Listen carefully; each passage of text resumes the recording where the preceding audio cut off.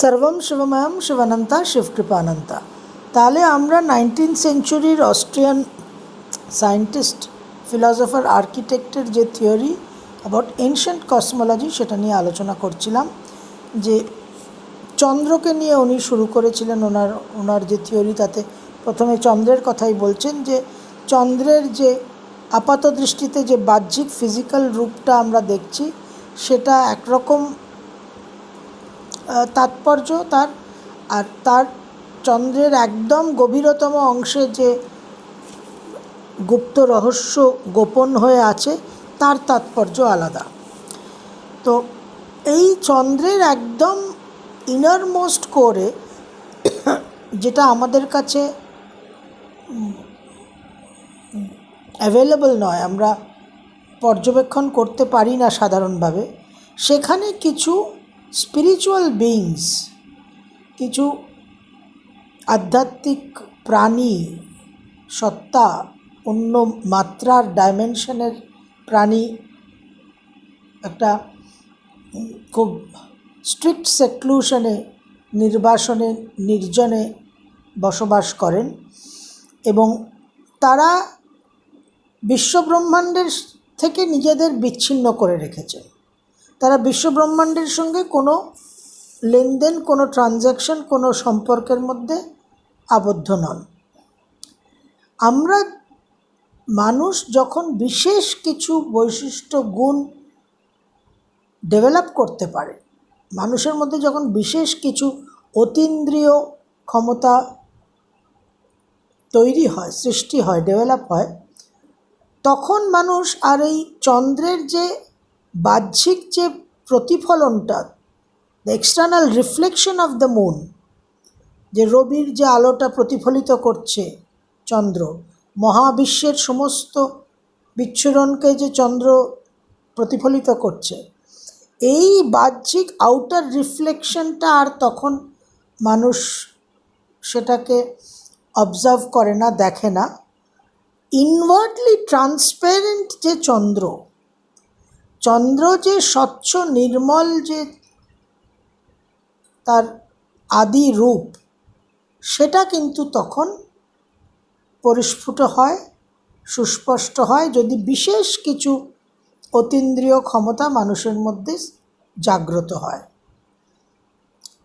দেখুন, চন্দ্র মনের কারক, আমরা বলি নির্মল মন। এই নির্মল মন হচ্ছে সেই ইনার মোস্ট কোর।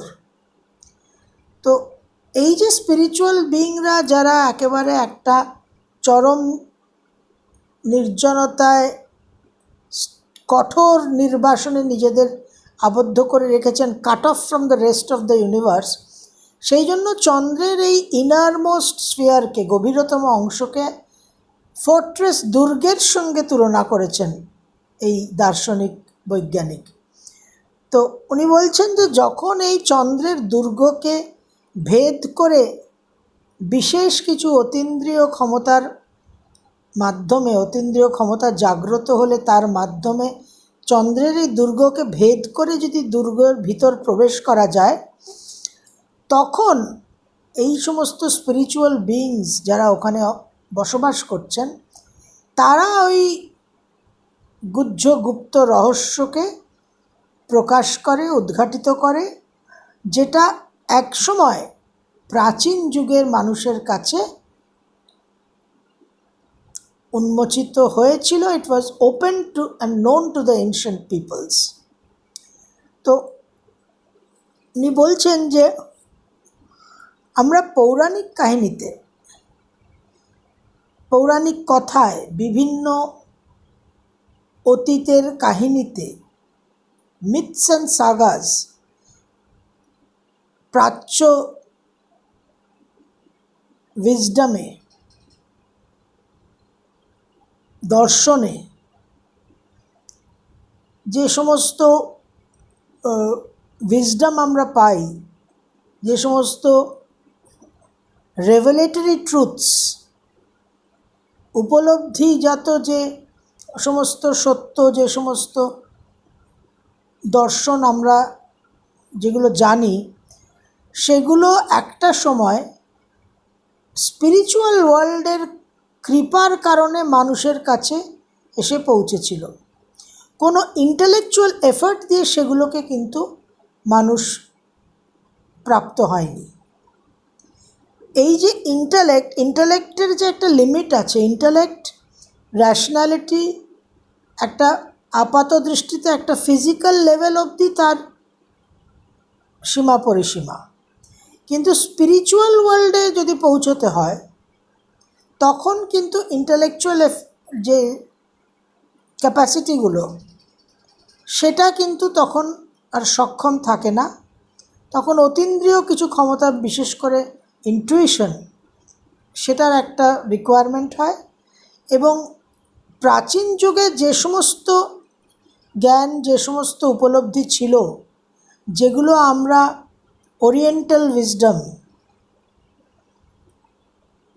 প্রাচ্যের যে জ্ঞান, যে দর্শন, পৌরাণিক যে কথা, যে অতীতের প্রাচীন যুগের যে সমস্ত কাহিনী, এই মধ্যে যা কিছু আমরা যে নির্যাস, যে সারমর্ম যে পাই, সেগুলো কিন্তু কোনো ইন্টেলেকচুয়াল এফার্ট দিয়ে, কোনো বুদ্ধির মাধ্যমে, কোনো অধ্যয়নের মাধ্যমে কিন্তু প্রাচীন যুগের মানুষ প্রাপ্ত হয়নি।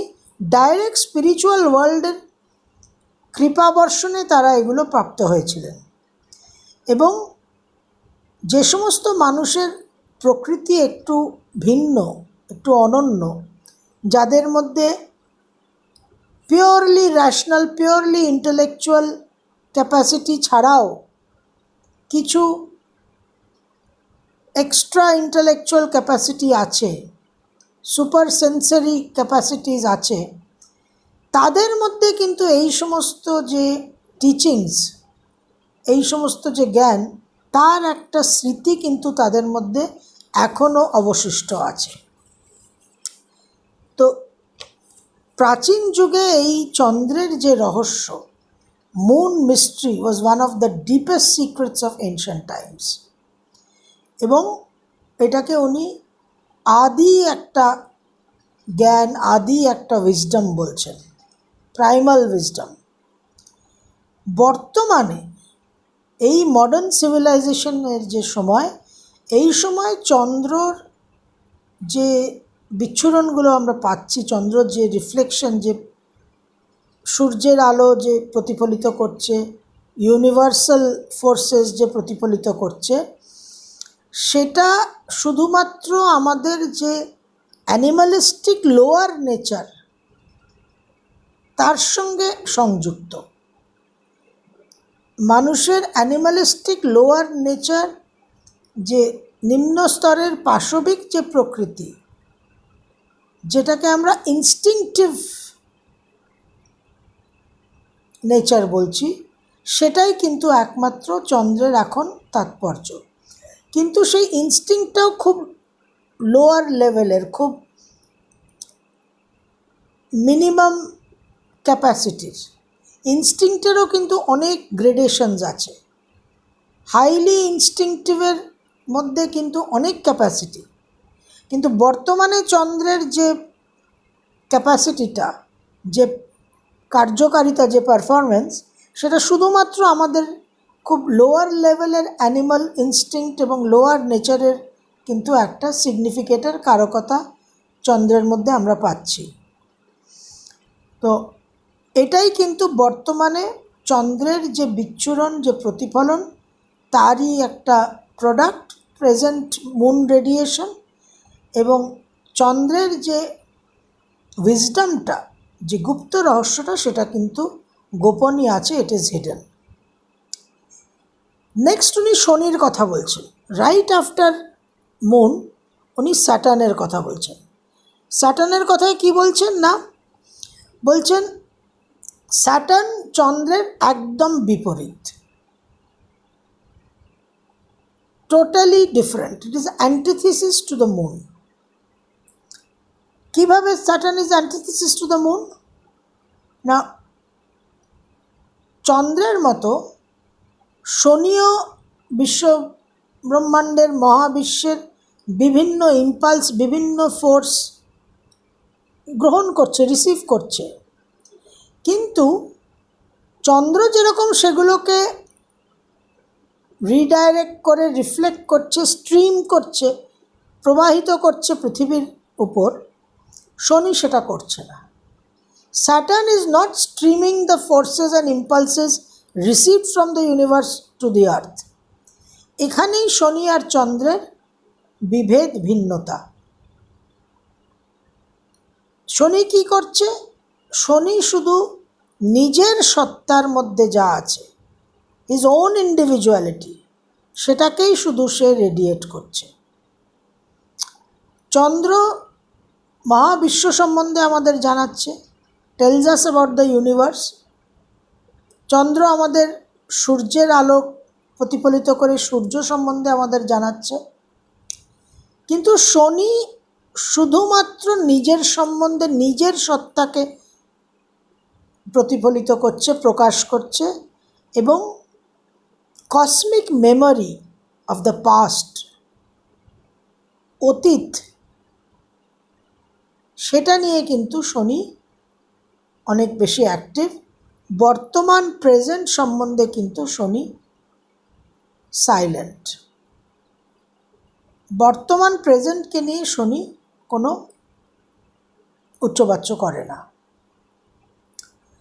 যে কারণে আমরা একজন হিস্ট্রি নিয়ে পড়বে কিনা, আর্কিওলজি নিয়ে পড়বে কিনা, অতীতের সঙ্গে সংযুক্ত যে বিষয়গুলো আছে সেগুলো একটা মানুষের জন্য সুটেবল কিনা সেটা দেখতে হলে আমরা শনিকে দেখি চার্টে। তো শনির এটা একটা বৈশিষ্ট্য যে শনি অতীতকে নিয়ে চর্চা করে এবং নিজের সম্বন্ধে সে বেশি উৎসাহ প্রকাশ করে। বিশ্বব্রহ্মাণ্ড মহাবিশ্ব সম্বন্ধে সে উৎসাহ প্রকাশ করে না। আমরা চন্দ্রকে সোশ্যাল প্ল্যানেট বলি, এবং শনির ক্ষেত্রে আমরা বলি যে শনি লগ্নে থাকলে বা শনি 4th হাউসে থাকলে মানুষকে আইসোলেট করে, একটা মেলানকলি হয়, মানুষ সচরাচর মিশুকে হয় না, ইন্ট্রোভার্টিশ হয়। আর মুন হচ্ছে এক্সট্রোভার্টিশ, সোশ্যাল প্ল্যানেট, মাসকে ইন্ডিকেট করে। এইগুলোই হচ্ছে তার, আমরা যেরকম অ্যাস্ট্রোনমিক্যাল ডেটা ইন্টারপ্রেট করি সেই রকম এই স্পিরিচুয়াল যে অ্যাসপেক্টসগুলো, সেখান থেকেও কিন্তু একই ধরনের ইন্টারপ্রিটেশন আমরা প্রাপ্ত হই। তো চন্দ্রের সেই গভীরতম অংশে যে স্পিরিচুয়াল বিইংসরা অবস্থান করে আছেন, তাদের সঙ্গে যদি আমরা কানেক্ট করতে পারি, তাহলে সেই স্পিরিচুয়াল বিইংসরা কিন্তু আমাদের মহাবিশ্বের সমস্ত গুপ্ত রহস্য সম্বন্ধে অবগত করতে পারে। ইউনিভার্সাল মিস্ট্রিজ কিন্তু আমরা জানতে পারি। কিন্তু স্যাটার্নকে উনি বলছেন living historian of planetary system. তো আমরা যদি শনির এনার্জির কাছে নিজেদের ওপেন করি, স্যাটার্নের সঙ্গে যদি আমরা কানেক্ট করি, তাহলে Saturn will take us to the past of the planetary system. শনির যে দৃষ্টি, the gaze is towards the past. কিছুটা এই যে শনির দৃষ্টি খারাপ বলা হয়, তো এই যে পাস্টের প্রতি শনির একটা ইনক্লিনেশন, অর্থাৎ শনি, স্যাটার্ন অপোজেস প্রোগ্রেস, সে প্রগতিশীল নয়, সে ফিউচারের দিকে মানুষকে ডাইরেক্ট করে না। সুতরাং in that sense the gauge of Saturn is not auspicious, কারণ ফিউচারের দিকে যে প্রগতি, যে ডেভেলপমেন্ট, সেই জায়গায় যে আমাদের ডিফিকাল্টি হয়, অবস্টেকলস হয়, প্রতিবন্ধকতা হয়, বাধা বিপত্তি হয় শনির কারণে, because স্যাটার্নস gauge is towards the past. তো শনি আর চন্দ্রের এটা বেসিক ডিফারেন্স। এরপর উনি বৃহস্পতিতে আসছেন, বলছেন যে বৃহস্পতি is the thinker in our planetary system, চিন্তা শক্তি। All creative thoughts received from the universe radiate to us from Jupiter. সমস্ত ক্রিয়েটিভ থটস, সৃজনশীলতার যে জায়গা, যেটা ইউনিভার্স থেকে, মহাবিশ্ব থেকে বিচ্ছুরিত হচ্ছে, সেগুলো সব বৃহস্পতির মাধ্যমে আমাদের কাছে এসে পৌঁছয়। এবং বৃহস্পতি হচ্ছে formative force, life giving force. ওই যে ম্যাগনেটিজমটা বৃহস্পতির মধ্যে যে এত স্ট্রং, ম্যাগনেট কী করে, একটা চুম্বকের সামনে যে আশেপাশে যদি আপনি লোহার টুকরোগুলো ছড়িয়ে রাখেন, ওই ম্যাগনেট চুম্বকের চুম্বকীয় শক্তি দিয়ে সে ইমিডিয়েটলি তার আকর্ষণের মাধ্যমে একটা ফরমেশন, একটা ডিজাইনে সেই লোহার টুকরোগুলোকে সাজিয়ে দেবে।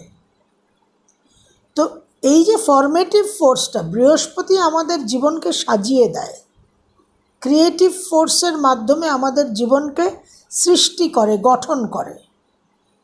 এই জায়গাটা কিভাবে হয় না, আমাদের ক্রিয়েটিভ থিঙ্কিংয়ের মাধ্যমে, আমাদের চিন্তা শক্তি, সেটাই আমাদের উইজডম, সেটাই আমাদের জ্ঞান, যে জ্ঞানের মাধ্যমে আমরা আমাদের জীবনকে গঠন করতে পারি।